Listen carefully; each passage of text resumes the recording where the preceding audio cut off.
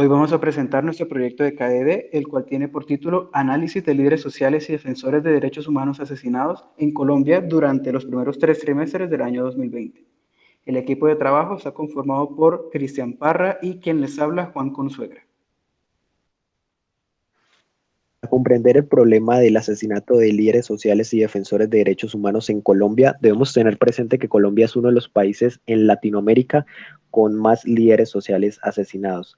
A esto se le suma que existe una discrepancia entre las fuentes que reportan cifras, se presume de una sistematicidad en los asesinatos y conocemos poca información sobre los victimarios. Sin embargo, llegamos a tener mucha información sobre las víctimas y esto nos podría ayudar a trazar unos patrones. Con esta información podemos plantear nuestro punto inicial del proyecto, el cual es el objetivo. Consiste en analizar el conjunto de datos de líderes sociales y defensores de derechos humanos asesinados en Colombia durante los primeros 3 trimestres del año 2020 mediante un análisis exploratorio de datos, clusterización y reglas de asociación. En cuanto a los datos, este proyecto es posible gracias a los datos e informes que nos proporciona el Instituto Indepaz y el programa Somos Defensores. Inicialmente nosotros tuvimos un dataset de Indepaz con 215 instancias que abarcan un periodo desde enero hasta septiembre con un total de 6 atributos. Por su parte, el programa Somos Defensores contaba en ese entonces con 47 instancias con un periodo que va desde enero hasta marzo con un total de 8 atributos. El dataset resultante fue la unión de los dos anteriores mencionados, en donde obtuvimos finalmente el nombre, la fecha, el municipio, el departamento y la calidad. Pero cabe aclarar que nosotros hicimos un proceso de transformación en donde fuimos agregando nuevos parámetros que verán más adelante. Con estos datos podemos tener las siguientes distribuciones. La primera de ellos es por la calidad del líder social, en la cual destaca que la población indígena y campesina son los más afectados por los asesinatos de líderes sociales. Con respecto a los departamentos, vemos que por diferencia Cauca es el departamento que más casos ha presentado. Sin embargo, Antioquia, Putumayo y Nariño presentan también picos de casos. Con respecto a las distribuciones por municipio, hay picos en los municipios de Alto Baldío, Torillo y Cumbal, los cuales se encuentran en los departamentos antes mencionados. La distribución por presunto agresor, a pesar de que la gran mayoría son desconocidos, destacan también casos en grupos guerrilleros y paramilitares. En la distribución por agresión, la gran mayoría está conformada por arma de fuego, sin embargo también hay otros casos como arma blanca e incluso tortura. En la distribución por género vemos que la población más afectada son hombres y pues se ha visto relacionado sobre todo porque la mayoría de líderes sociales son hombres. Y la distribución por fecha del suceso, vemos que los meses con más casos han sido hasta ahora agosto, enero y febrero, mientras que el mes con menos casos hasta ahora ha sido abril.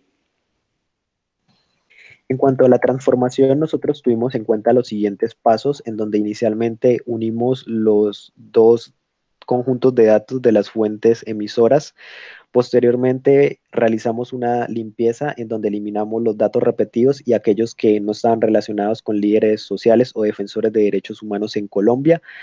Adicionalmente, pasamos por una ardua tarea de leer cientos de noticias en donde íbamos actualizando el dataset y finalmente lo transformamos, pasamos de tener datos tipo string a tener datos tipo numéricos, categóricos que fueran leídos por parte de los algoritmos que presentaremos más adelante.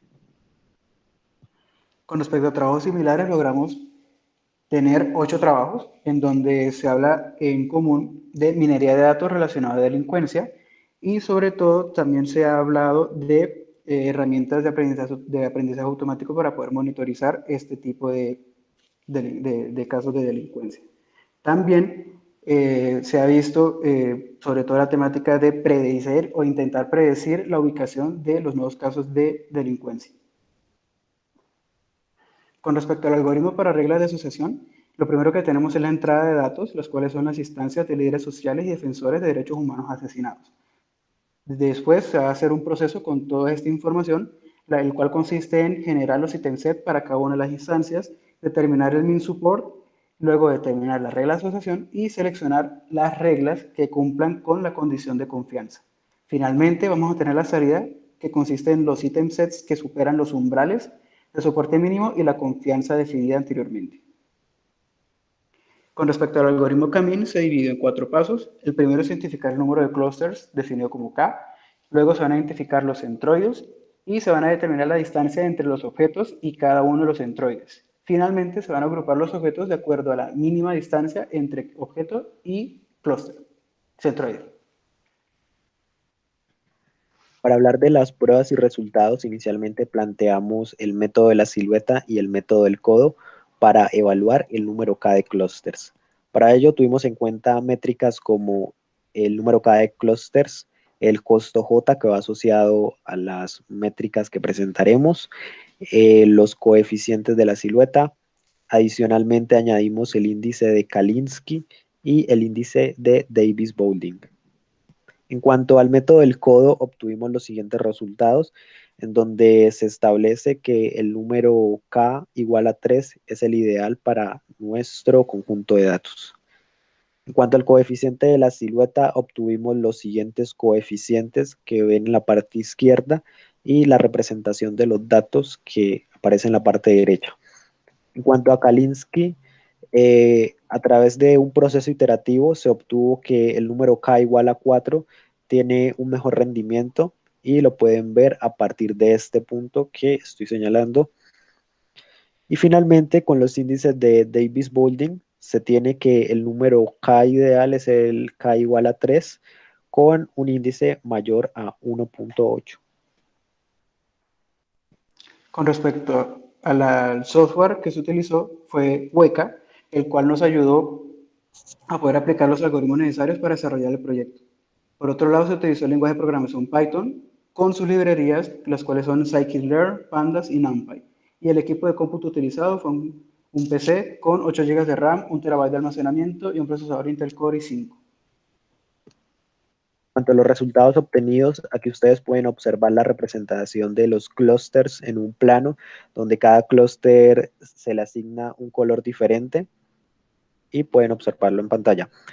En cuanto a los centroides, gracias a Weka obtuvimos los siguientes resultados, en donde el primer clúster contiene víctimas indígenas de Corinto Cauca que fueron atacadas por desconocidos, en donde la agresión presente es la de arma de fuego y se dieron en una fecha de enero.